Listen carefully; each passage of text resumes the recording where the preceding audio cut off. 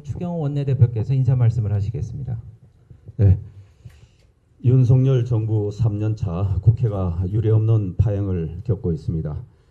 지금 우리 정부 여당은 헌정사상 가장 국정에 비협조적인 거대 야당을 마주하고 있습니다. 그만큼 우리는 지금 전례 없는 위기 상황에 처해 있다는 것을 인식해야 합니다.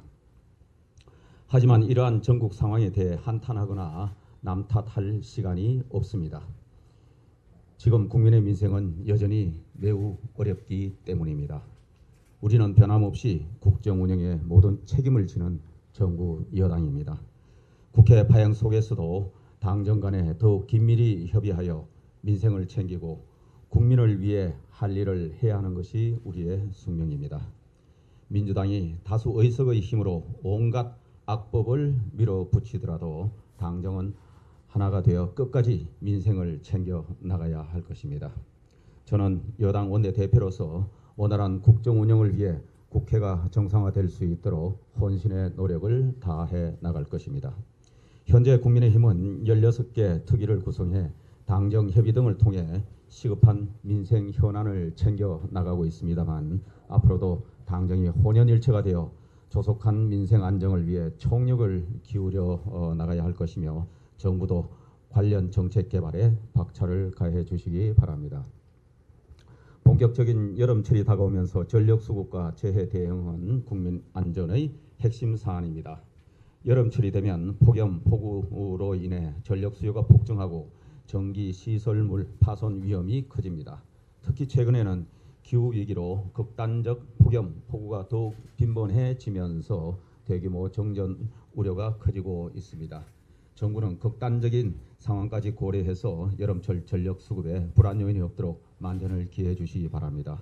아울러 전력을 충분히 공급해도 그 혜택을 제대로 누릴 수 없는 분들이 있습니다.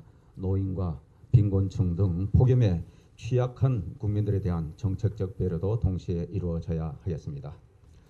조금 전 기후위기를 얘기를 했습니다마는 지난해에는 수도권에서 처음으로 극한 호우가 발생하는 등 전국 곳곳에서 폭우와 홍수로 인해 큰 피해를 입었습니다.